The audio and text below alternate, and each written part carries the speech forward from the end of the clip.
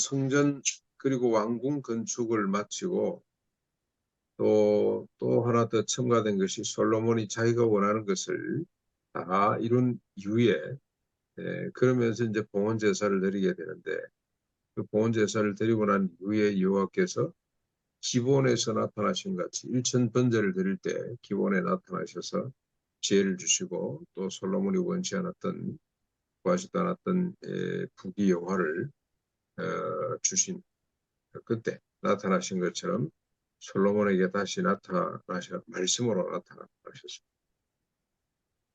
그 내용이 3절에 네가 건축한 이 성전을 거룩히 구별하고 내 이름을 영원히 두며 내 눈과 마음이 항상 거기 있을 것이다. 그리고 4절 5절 네 아버지 다윗처럼 마음을 온전히 하고 바르게 하여 내 법도와 율례를 지켜 행하면 네 아비 다윗에게 약속한 것처럼 내 이스라엘의 왕위가 견고하게 될 것이다.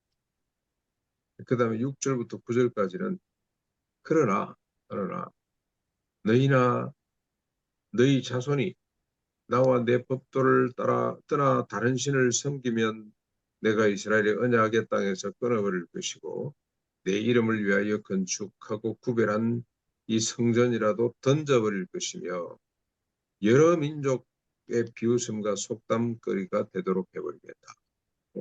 말씀을 앞에 말씀을 하시면 참 좋으니만 뒤에 말씀도 분명히 있습니다. 우리가 이 성전 건축을 완공하기 전에 아마 외부를 다 끝냈을 때, 외부 공사 끝났을 때도 여호와의 말씀이 꼭 이와 같이 있죠. 네가 법도와 규례와 계명과 내 모든 율례를 지켜 행하면 내가 너희 가운데 있고 너희를 버리지 않을 것이지만 그렇지 못하면 내가 너희를 버리겠다고 말씀하셨는데 이제 완공하고 온 제사를 드리고 난 뒤에 다시 한 번 더 하나님께서 동일한 말씀으로 경고도 하시고 축복도 하시고 격려도 하시는 거죠. 이 말씀은 성전 건축했다고 끝냈다고 생각하지 말아요. 성전 건축보다도 하나님을 신뢰하고 율례와 법도를 지켜 행함이 더 중요하다는 사실을 밝혀주시는 거죠. 율법대로 살면 이스라엘의 왕위가 영원히 견고하게 될 것이다. 그걸 강조하고 있는 율법 안에 모든 것이 다 들었다. 그래서 성전을 대표하는 것은 이스라엘을 대표하는 것은 예루살렘이고 예루살렘을 대표하는 것 예루살렘의 중심은 성전이고 성전의 중심은 지성소고 지성소의 중심은 언약궤고 언약궤의 중심은 두 돌판입니다. 율법입니다. 그러니 이 행식 중요하고 의식 참 중요합니다만 더 중요한 것은 하나님의 말씀대로 사는 것. 하나님 말씀의 중심은 613가지의 중심은 하나님 사랑과 이웃 사랑이라고 하죠. 이렇게 하나님께서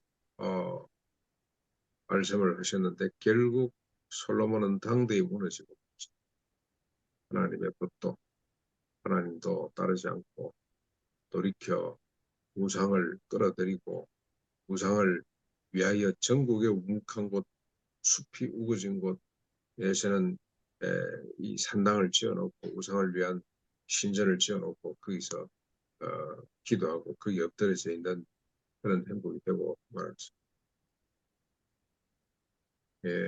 하나님께서 이걸 아셨죠. 이걸 아십니다만 그럼에도 불구하고 율법을 주신 것은 율법대로만 살기만 하면 되겠지만 율법을 지키지 못할 것을 하나님은 하셨습니다. 모세도 알았습니다. 모세도 하나님 말씀을 대언하고 난 뒤에 이 백성들이 말씀대로 살지 못할 것이다. 그러나 이 백성들이 율법을 통해서 자신이 죄인임을 깨닫게 될 때 하나님의 또 다른 구원, 복음을 바라보게 될 것이고 복음을 바라보면서 멀리서 바라보기도 하고 누리는 사람이 있겠지만 우리 주님 오시기 전까지 죽었던 사람들은 멀리서 바라본 사람들이죠. 소위 히브리서 11장에 나오는 믿음의 사람들 그 사람들은 멀리서 주님의 약속을 바라보고 자기 때는 이루지 못했지만 그러나 하나님 이루실 것을 바라보았던 사람.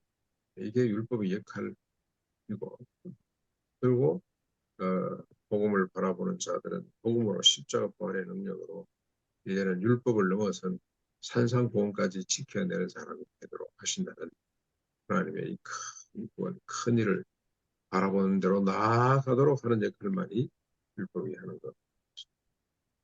오늘 우리는 율법을 넘어서 복음의 시대에 살아가는 자들, 하나님의 법을 지켜 행함으로 솔로몬에게 다윗에게 약속하셨던 그 언약이 성취될 수 있기를, 그 언약을 우리가 누리는 사람이 될 수 있기를, 영원히 우리의 왕위가 끊어지지 않고 제사장의 직분이 끊어지지 않고 선자의 직분이 계속해서 번성해 갈 수 있도록. 그래서 우리 김용기 장로님을 보면 이분은 이 삼직을 정말로 잘 누리고 한 사람이었구나 이런 생각이. 이분이 기도할 때 늘 상투적으로 늘 습관적으로 하시는 기도가 있습니다. 기도 시작하면 만군의 여호와 살아계신 우리의 아버지여, 우리의 아버지여, 그러고 하는데 시작하는데 딱 들으면 온 성도가 진짜 하나님이 우리 가운데 우리 아버지구나 하는 생각이 확 들면서 이제 기도가 시작이 돼요. 근데 기도가 한결같이 이 북한 김일성이 김정일이 예수 믿고 구원받게 해달라. 그리고 개인의 기도보다도 더 민족과 나라와 이웃을 위한 기도가 많았던 것을 기억하게 되는데 제사장 같기도 하고 왕 같기도 하고 그리고 선지자 같기도 하고 선하지 않은 재앙이다. 별보러 들서는 세상을 만들거나 목표를 낮추거나 이런 것들을 보면 선지자였다 하는 생각이 듭니다. 그리고 왕처럼 권위가 있었고 그 아들까지 권위가 있지 않습니까? 아들까지. 김용기 장로의 아들이다. 그러면 모든 사람이 머리를 숙였거든. 혼자 때까지는 안 가는 것 같습니다만 김용기 장로의 손자입니다. 그러면 김용기가 누구 하는 이런 시대가 돼버리고 말았는데 이제 다시 한번 그분이 누렸던 하나님의 언약, 하나님의 약속, 다윗에게 주셨던 약속이 김용기 장로가 누렸구나. 이제 우리도 믿음을 율법이 아니라 복음에 십자에 달려 죽으심으로 우리의 사람이 죽고 그가 부활하실 때 우리가 새 사람으로 다시 태어나서 다시는 자기 자신을 위해 살지 않고 오직 그리스도를 위해서 그리스도를 위해 산다는 것은 곧 하사를 위해서 먹든지 마시든지 뭘 하든지 하나님의 영광인데 주님의 영광을 위해서 첫째는 다른 사람에게 그치게 되지 않고 둘째는 모든 일에 모든 사람을 이렇게 하는 이 영광을 우리가 복음의 믿음으로 오늘도 누릴 수 있기를